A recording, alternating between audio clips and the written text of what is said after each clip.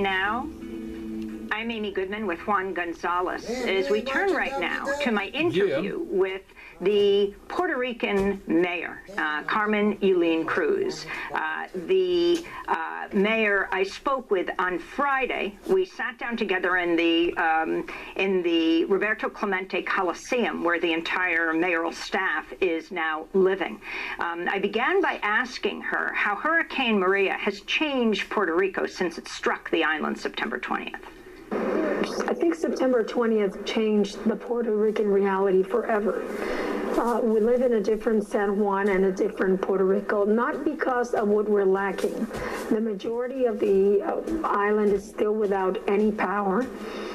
Only about 40 to 60% of the population has water. That doesn't mean that it's good water. We still have to boil it or put chlorine in it to be able to drink it. Medical services are really, really bad because of the lack of electricity.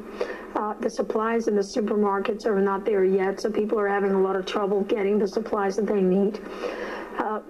But still, the fierce determination of people has not dwindled, and to me, that's been a very, I would say, a big lesson to learn.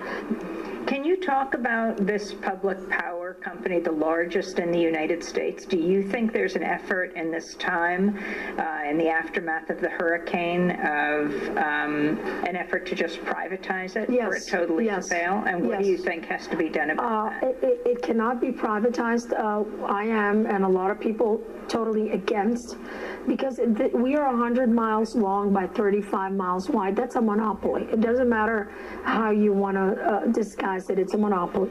And what we're doing is we're putting in private hands the decision as to where our economic development is spread, where the sense of equality or inequality will happen. So power isn't just about the power grid. It's also about the ability that the Puerto Rican people may have in the years to come to ensure that there is appropriate economic development and equally divided amongst all the 78 municipalities in Puerto Rico. Disaster capitalism, what does that term mean to you, and do you think that's happening here, using a crisis to accomplish something that couldn't be accomplished otherwise? You know, I wish I'd never been introduced to that term. Also the shock treatment, right? Using the chaos to strip employees of their bargaining rights that took 40, 50 years for the unions to be able to determine. That is something very important. And it just means taking advantage of people when they are in a life or death situation. It is the most, an absolute mistreatment of human rights. It means that the strongest really feed off the weakest until everything that's left is the carcass. And what we cannot understand is why, because that is so against the American spirit that we see. We have had in San Juan more than 500 volunteers in a span of 4 weeks, coming here, leaving their homes, taking their vacation, nurses, Teamsters, AFL-CIO, UFCW, Leona workers, just leaving their homes. I met a person from California that sold their Harley Davidson. Sold their Harley Davidson to come to San Juan and help for 2 weeks. You have, you know, the United States has a big heart. You know what it is to help those in need. And then the central government, the federal government in the United States seems to be just playing a totally different tune. This slowness, this total pace of just getting relief to people, life and death relief to people. It's unthinkable. You mentioned death. As we flew in here, we heard about bodies being incinerated at morgues that are not counted. Do you actually know the death toll right now, and is that happening? No, we don't know. It has been reported that 911 deaths have been, or bodies have been cremated since Maria. Why is that happening? 911. Why is that happening? We have no idea. You know, usually when you cremate people at that rate, it's because you're trying to ensure that an outbreak of whatever disease doesn't come out, but whatever it is, we should know about it. And again, I don't understand why these things are not being openly talked about. Let's go back to when President Trump attacked you. I think it shocked many people because by then people had heard of you. You were a familiar image across our TV screens as you were, waist chest high in water with your bullhorn, helping to save people and evacuate people. So that's the mayor of San Juan that we became familiar with. And then you have the President of the United States attacking you. What was the quote? First, you had the acting head of the Department of Homeland Security talking about... Saying that this was a good news story. No, that really, I don't know if I can say the word on TV, but it really upset me. Because this has never been a good news story. When devastation hits and people are dying because they don't have dialysis, appropriate medical care, or food and water, whose mind and whose heart would call this a good news story? So I hadn't actually heard her say that. And I've actually met her twice after that. And we've had good meetings. Good things have come from those meetings. But to me, at that moment, it was like a total lack of connection with reality, maybe in Trumpville or in Mar-a-Lago. So President Trump says the mayor of San Juan, who was very complimentary of only a few days ago, has now been told by the Democrats, you must be nasty to Trump. He tweeted this from his Bedminster golf resort in New Jersey and went on to say, such poor leadership ability by the mayor of San Juan and others in Puerto Rico who are not able to get their workers to help. They want everything to be done for them when it should be a community effort. You know what I thought? Poor guy.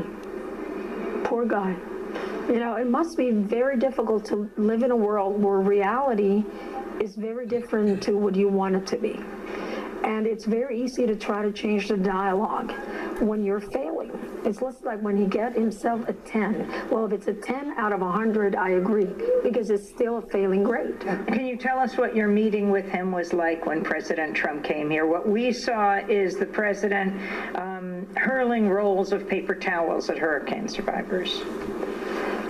Yeah, what I heard was a president disconnected with reality and not representing the real values of the American people. A man that said, this is not a real catastrophe. Now, Katrina, that was a real catastrophe. He has then rescinded what he says. You know, he says one thing one day, he says another thing another day. It's very hard to keep up with the man, and who wants to, anyway. But he tried to avoid me. You know, I'm small, so it's easy for him. Where were you? I was sitting in a corner. Where? This was at the Muñoz Marin Air Force Base. And, you know, I went because you have to respect the presidency. And I went because I represent 350,000 people in San Juan. If it would have been him and me, I would have not wasted my time. But in a democracy, you have to respect the leadership, even though you don't see eye to eye with the person. So he finally, you can see in the picture, he had to very lean over because he was so far away from me, so he had to reach out. And I said, it's about saving lives, Mr. President. It's not about politics. And he looked over me and said, well, thank you, everybody. And I kind of chuckled because if that didn't bother him, he would have said, I agree with you, right? But because it bothered him, then he didn't say anything. So all he did was, it was a feast of accolades to himself. Oh, we've done such a good job with the Coast Guard, and we've done such a good, and you know, in the meantime, I have a mayor sitting next to me saying, well, let him come to my town. And really the reality is not, have things gotten better in San Juan? Yes. In the past week and a half, FEMA has responded more equitably, and a lot of it has to do with local politics. And I have to say, after my second meeting with Secretary Duke, and he left John Barca here to be our connection with FEMA, he's from Homeland Security, things got better. Are they where they're supposed to be? No. Can I see the light at the end of the tunnel? A week ago I could imagine it, now I can see, but that is not the situation for most of the other 77 municipalities in Puerto Rico. And I'm not going to be such a bad Puerto Rican that I'm going to say, oh, things, as long as they're good for me, then they're good for the world. Because then I would become Donald Trump, and heaven forbid I should ever be like that man. You clearly came into office with the support of many unions. Yes. In fact, when we flew in from the airport today and you were holding a news conference with Bernie Sanders, there were representatives of a number of unions. And among them were the electrical workers. Mm-hmm. And they talked about the power company. There's been discussions about whether you could transform this largest public power company in the country that has had the biggest shortage and blackout of electricity that we've ever seen in this mm-hmm. country as a possibly test case where you start to use solar power. Yes. Well, what about this? What do you see happening? Do you see this as an attempt to privatize, or do you see creative ways that Puerto Rico could move forward and be a pioneer in solar? Well, there are creative ways. Tesla has already come to Puerto Rico and done a humanitarian work at the Children's Hospital where they have energized it with solar panels. I mean, this is a Caribbean island. You know, we get lots and lots of sun, so we should be able to reach goals that are increasing every year to move away from our addiction of fossil fuel to non-fossil fuel. And we should also be able to energize communities just using solar power and perhaps some wind power if it's appropriate. But for the first time, at least, I heard today the president of the power company saying that they are, the union saying that they are looking forward to transforming the system and moving towards a better mix of regular grid and solar power energy. And that was very refreshing to hear. So for those of them that say, no, the unions just want to keep us one step behind, it's not true. That's just, again, you change the dialogue, you attack so as to not to be able to defend. It's a lot easier to attack somebody than to defend what you believe in. San Juan Mayor's Carmen Yulín Cruz. Yes, this is Brother Sakim, and first of all, to all the Hispanics out there that is checking this out, or if there is any Hispanic folks checking this out, if you have any friends that's Hispanic, I'm gonna tell you, and I'm gonna tell just like everybody else that I tell, don't think for 1 minute that Donald Trump is doing all this on his own. Yes, he is a moron. He talks a bunch of shit. But guess what? Our government has been doing this to people for centuries. Long before Donald Trump got here, they did it to my people. They even do it to their own people. They've been doing it for so long, and no matter who got into the presidency, all they're going to do is probably manipulate the weather and cause storms and wipe more shit out. So when you put up your solar panels and everything that you planning on doing, they probably going to mess that up. Like, they want to control everything. This is the U.S. United Snakes of America. And I'm going to tell all you Hispanics out there, Puerto Ricans, Mexicans, Dominicans, whatever, they don't give a shit about your people no more than they give a shit about my people. They don't even really give a shit about their people. It's all about control. They want to control the masses, and you seen what they was giving them. Instead of sending something healthy over there, they sending garbage over there. They candy bars and cans of Pringles and everything. You tell me that the American, the USDA or whoever can't send something a little more healthy over to those people.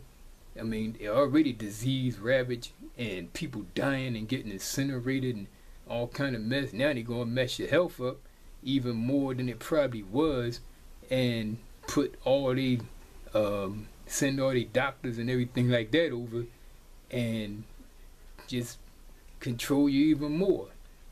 So this is Brother Sakim. I just wanted to throw that in there because, like I said, all this shit was set in motion. I do believe that they can manipulate the weather, and they probably did this just so they could put all this into the motion that they wanted to control the masses even more. So, with that being said, I will catch you next time on Key Life Productions. Peace.